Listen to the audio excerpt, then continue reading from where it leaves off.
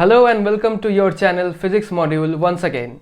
And today's topic is Kepler's laws of planetary motion. Class 11th এর gravitation or মহাকর্ষ চ্যাপ্টারের মধ্যে তোমরা এটা পেয়ে যাবে। প্ল্যানেটারি মোশন বা গ্রহের বিভিন্ন গতির সম্পর্কের উপরে এই সূত্রগুলো রয়েছে। We all know that gravitation is very much related to the planetary motion. So সেই বিষয়ের বিভিন্ন রকম যে তিনটে ল কেপলারের দেওয়া সেইটা নিয়েই এই ভিডিওতে আমি ডিসকাস করতে চলেছি। সো ভিডিওটা মন দিয়ে দেখো, চলো স্টার্ট করা যাক।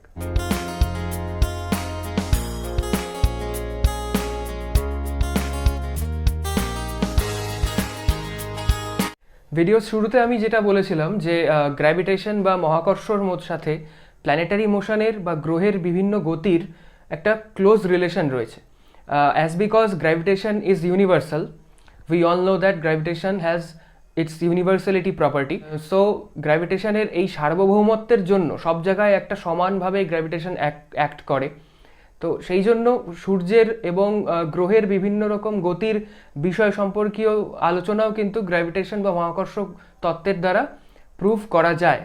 যোহান্স কেপলার, ডেনমার্কের সায়েন্টিস্ট যোহান্স কেপলার, তার তিনটে সূত্র দেন। Those laws are called planetary motion laws given by Kepler. তো তার তিনটে সূত্রের মধ্যে ফার্স্ট সূত্রটা চলো দেখি কি বলছে। First law of Kepler, first law of কেপলারটাকে ল অফ অরবিটসও বলে। Okay, it is also called law of orbits. Statement বলছে all planets move around sun in an elliptical orbit with the sun located at the foci. এর বেঙ্গলিটাও তোমরা নিচে দেখতে পাবে। বেঙ্গলিতে বলতে গেলে এটাকে কি বলছে, অল প্ল্যানেটস মুভ অ্যারাউন্ড সান, মানে প্রত্যেকটা গ্রহই সানের বা সূর্যের চারিদিকে ঘুরতে থাকে ইলিপ্টিক্যাল অরবিটে। ইলিপ্টিক্যাল মানে হচ্ছে উপবৃত্ত, উপবৃত্তাকার কক্ষপথ। ইলিপ্টিক্যাল অরবিটে ঘুরতে থাকবে while sun is at the foci. foci মানে হচ্ছে ফোকাসটা। ইলিপ্টিক্যাল সাইজটা কি, শেপটা কিরকম হবে, it is something like this. Okay, পুরো সার্কুলার নয়, it is elliptical shape. And if you draw the axis of this shape, this will be two foci. Okay, এইটা S1 আর এটা S।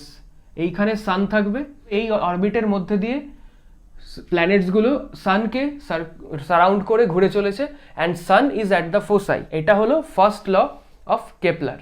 আরেকটা জিনিস তোমাদের এখান থেকে বলে রাখি যে এইরকম উপবৃত্তাকার শেপের জন্যই কিন্তু সিজনের ক্রিয়েশন হচ্ছে, is due to this elliptical shape. উপবৃত্তাকার এরকম পথের জন্যই কিন্তু আমাদের ঋতু পরিবর্তন হয়।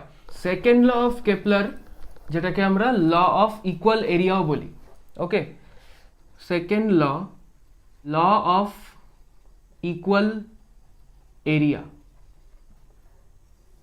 কি বলছে statement, the radius vector drawn from sun to a planet sweeps out equal area in equal interval of time.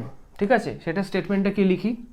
Radius vector, আমরা জানি ভেক্টরের ক্ষেত্রে যারা তোমরা 11 উঠে গেছো, ভেক্টর প্রথম চ্যাপ্টার পড়েছো, তো ভেক্টরের মধ্যে কি থাকে, ভেক্টর রেডিয়াস বা ব্যাসার্ধ, এরিয়া, ক্ষেত্রফল, বল, ফোর্স, এই ধরনের সব কিছুকেই কিন্তু ভেক্টরিক্যাল একটা রিপ্রেজেন্টেশন দেওয়া যায়। So it is possible to represent any kind of 2-dimensional or 3-dimensional case by vector. The radius vector of this elliptical orbit sweeps out equal area. মানে সুইপস আউট মানে এরকম, ধরো এই রেডিয়াস ভেক্টর, সাপোজ এখানে সানটা রয়েছে আর এইটা আমি radius vector বলে এরকমভাবে ইমাজিন করছি। ঠিক আছে, এইটা যে একটা পার্টিকুলার এরিয়া অ্যাকোয়ার করছে। If you are taking this, considering this pen as the radius vector and you are rotating this pen around the sun, so it will sweep out some area. এখান থেকে এই area অবধি কিছুটা একটা এই যে arc, this arc area will be covered by the radius vector. So it says that the radius vector sweeps out equal area under equal time interval. So এইটা যদি A1 হয়, এটা যদি A2 হয়, suppose this is A3, second law says A1 equals to A2 equals to A3. Same সময়ের গ্যাপে সমপরিমাণ area বা ক্ষেত্রফল এটা কভার করবে যদি রেডিয়াস ভেক্টরটা এরকমভাবে ড্র করা যায়। ঠিক আছে, এটা হচ্ছে second law. From second law we get to more informations that whenever a planet, suppose this is a planet, suppose this planet is rotating or revolving around the sun covering this much of area, but it is sometimes possible that এই প্ল্যানেটটা সান থেকে কখনো সবচেয়ে দূরে যাবে, কখনো সবচেয়ে কাছে আসবে, as because this is an elliptical orbit। উপবৃত্তাকার শেপ হওয়ার জন্য এই গ্রহটা বা প্ল্যানেটটা কখনো কখনো সানের খুব কাছে আসবে, কখনো সানের দূরে যাবে।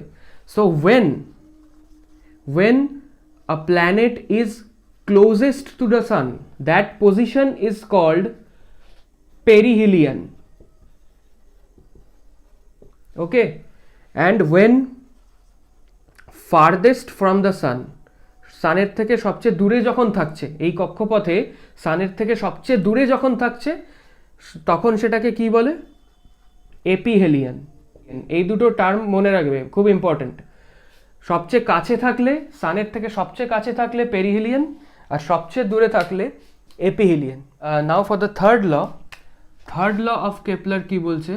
ল of periods, okay, and it states that the square of the time period, square এটা মনে রাখবে, the square of the time period of revolution of a planet directly proportional to the cube of the mean distance of the planet from sun।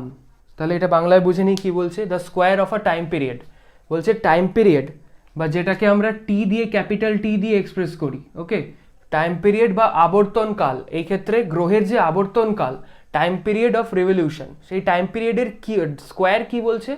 Is directly proportional, মানে সমানুপাতিক কার সাথে?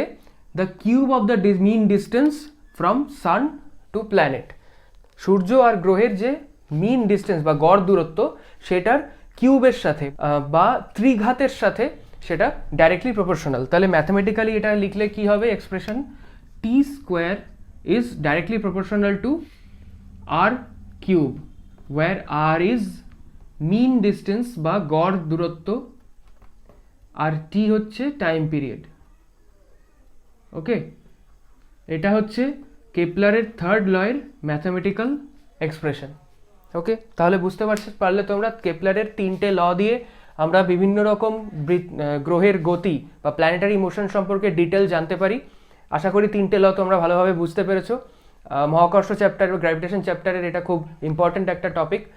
So ভিডিওটা ভালো লাগলে শেয়ার করো, লাইক করো, চ্যানেলটাকে সাবস্ক্রাইব করো, বন্ধুদের মধ্যে ছড়িয়ে দিও। নেক্সট ভিডিওতে আবার দেখা হবে। Good bye.